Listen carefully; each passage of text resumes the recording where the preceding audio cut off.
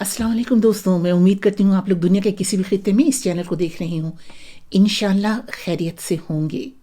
आप लोगों की आरा का बहुत शुक्रिया, और अगर वीलॉग पसंद आए तो फिर उसे लाइक भी ज़रूर कर दिया कीजिए। दोस्तों, आप लोग पाकिस्तान के चैनल्स पर और सोशल मीडिया पर भी, और जो चैनल्स सोशल मीडिया पर आते हैं पाकिस्तान के, उन पर बहुत तवातुर से ये खबरें और इस किस्म के मुबाहिसे, बहस और मुबाहिसे देखते होंगे कि पाकिस्तान तहरीक इंसाफ बहुत ज़्यादा टूट फूट का शिकार है। इसमें धड़ेबंदी हो चुकी है और हर धड़ा जो है वो एक मुख्तलिफ समत में देख रहा है। सब लोग इमरान खान के साथ नहीं हैं। इस किस्म की गुफ्तगू को बहुत ही ज़्यादा बढ़ा चढ़ा कर पेश किया जा रहा है चैनल्स पर, और चंद एक, बल्कि मैं तो ये कहूँगी एक दो के अलावा किसी सीनियर सहाफ़ी में ये हिम्मत नहीं होती कि वो ये भी कहे कि देखिए ये टूट फूट हो नहीं रही, ये करवाई जा रही है। और ये तो बिल्कुल ही किसी की हिम्मत नहीं कि वो ये बता सके कि ये कौन करवा रहा है। लेकिन सब ये जानते हैं कि ये टूट फूट पार्टी में और जो धड़ेबंदी है, ये बहुत शुरू से, मतलब कई बरसों से ये जो है एस्टेब्लिशमेंट ये धड़ेबंदी करवा रही है, टूट फूट करवा रही है। और जो ये मौजूदा हुकूमत है, जो फॉर्म 47 की हुकूमत है, वो इस मामले पर पूरी तरह एस्टेब्लिशमेंट का साथ दे रही है। इसी सिलसिले में आजकल जबरो इस्तबदाद की एक नई कहानी लिखी जा रही है, और इस मर्तबा ये शिकार वही हैं पाकिस्तान तहरीक इंसाफ के साबिक बुजुर्ग सेनेटर आज़म सवाती। तो पहले तो मैं आपको ये बताती हूँ कि ये मोहतरम आज़म सवाती इमरान खान के किस कदर करीब थे। 1.5 बरस कबल मैं आज़म सवाती से लाहौर में इमरान खान की रिहाइशगाह ज़मान पार्क में मिली थी, तो मैंने उनसे पूछा था, सवाती साहब, खान साहब का साथ छोड़ने के लिए क्या कुछ आप पे जोर डाला गया? क्या बात कर, खान साहब मेरी जिंदगी है। अगर इस उम्र के अंदर भी मैं समझता हूँ, मैं तो इस हद तक कहता हूँ, या अल्लाह मैं एक बेकार इंसान हूँ, या अल्लाह मेरी ज़िंदगी उसको दे दे ताकि मेरे मुल्क के लोगों का, मेरे पाकिस्तान का, इसके मुस्तकबिल का। लेकिन जब आप कस्टडी में थे तो तब तो प्रेशर बहुत होगा ना? बहन बड़ी एक कैसी, मैंने इसलिए तो कहता हूँ कि जब उस दिन हमारी मीटिंग हुई है तो मैंने कहा कि इनका अगर कलेजा मुझे मिले तो मैं इस कलेजे को कच्चा खा जाऊँ। इतनी एंगर और रिवल्जन है मेरे उसके अंदर, लेकिन मुल्क के लिए जो है मैं इनको माफ़ करने के लिए तैयार हूँ, बशर्ते कि हमारी जान छोड़ें, और जो इनको काम दिया हुआ है कौमी सलामती का, वो कौमी सलामती का अपना प्रोग्राम जो है इसको चलाएं।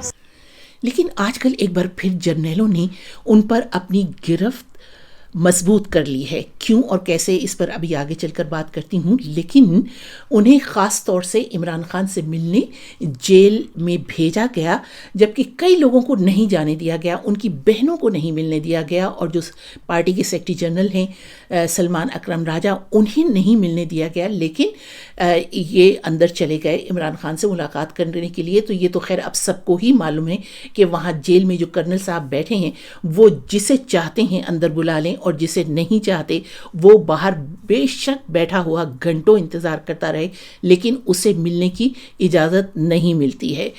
तो बहरहाल ये बात हो रही थी साबिक सेनेटर आज़म सवाती की, कि उन्होंने बाहर आकर बिल्कुल, यानी मुलाकात के बाद जब वो जेल से बाहर आए तो उन्होंने आकर बिल्कुल वैसे ही बयानात दिए जैसे कि जर्नल साहिबान चाहते थे कि वो बाहर आकर दें, क्योंकि उनकी कोशिश यही है कि बाहर आकर वो बात ना बताई जाए जो अंदर इमरान खान कहते हैं, जो भी उनसे जाता है मुलाकात करने के लिए।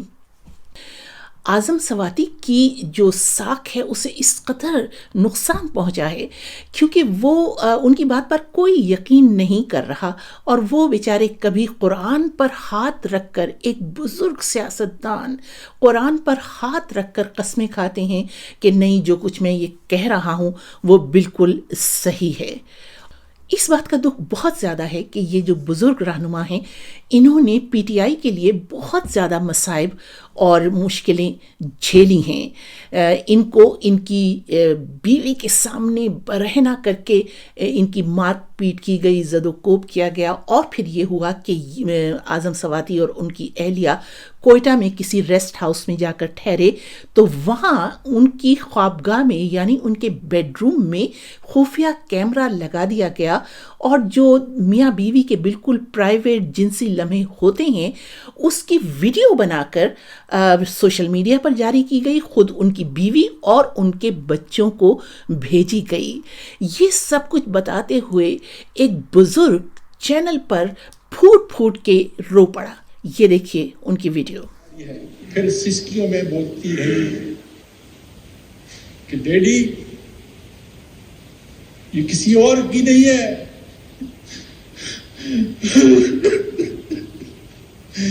یہ تمہاری اور میری ماما کی ہے.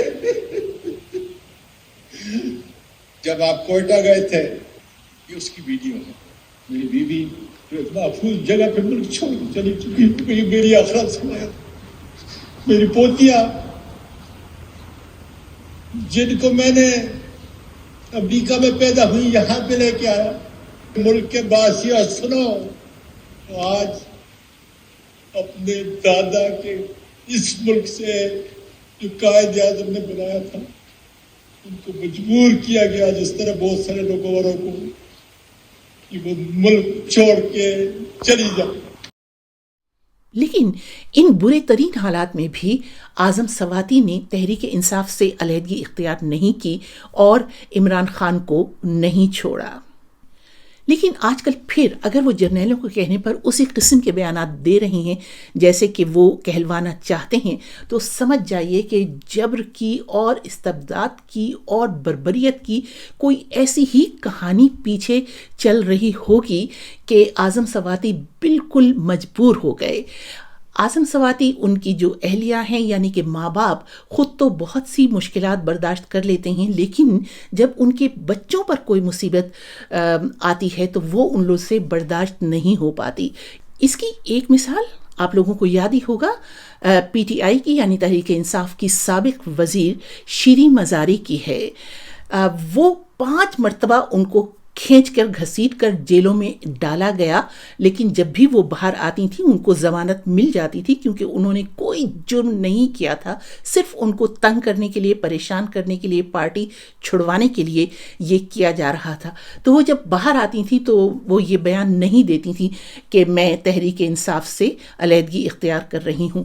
بہرحال خبریں باہر آ ہی جاتی ہیں تو پتہ یہ چلا کہ شیریں مزاری کب اور کیسے ٹوٹیں جب ان سے یہ کہا گیا کہ اگر تم باز نہیں آؤ گی تو تمہاری بیٹی زینب مزاری کو تمہارے اور یہ جو تمام لوگ یہاں پر موجود ہیں ان کے سامنے برہنہ کر دیا جائے گا، اس کے کپڑے پھاڑ لیے جائیں گے، اس کے کپڑے کھینچ کے اتار دیے جائیں گے.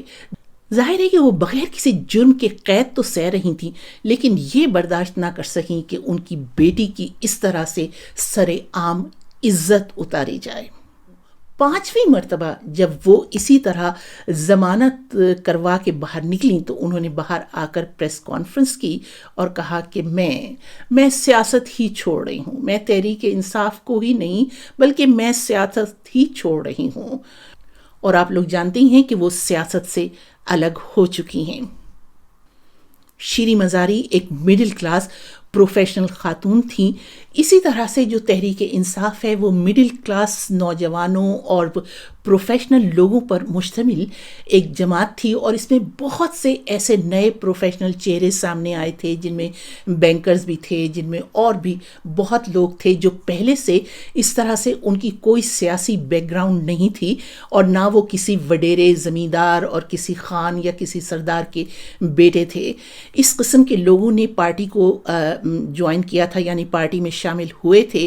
لیکن جب اس کی تحریک انصاف کی حکومت گرائی گئی تو ان سب لوگوں پر اس قدر سختیاں کی گئیں، اس قدر تشدد کیا گیا، ان کو قیدوں میں ڈال کر، ان کو مار کر، ان کا کچوبر نکال کر ان کو مجبور کیا گیا کہ آپ تحریک انصاف سے علیحدگی کا اعلان کریں. اور بس اس ایک مصرے پر میں آج کا ویلاگ ختم کرتی ہوں کہ ہوگا فرعون کوئی اپنے زمانے کا خدا، ہوگا فرعون کوئی اپنے زمانے کا خدا اس زمانے کے خداؤں سے تو چھوٹا ہوگا. اجازت دیجیے، اپنی رائے ضرور لکھیے گا. خدا حافظ.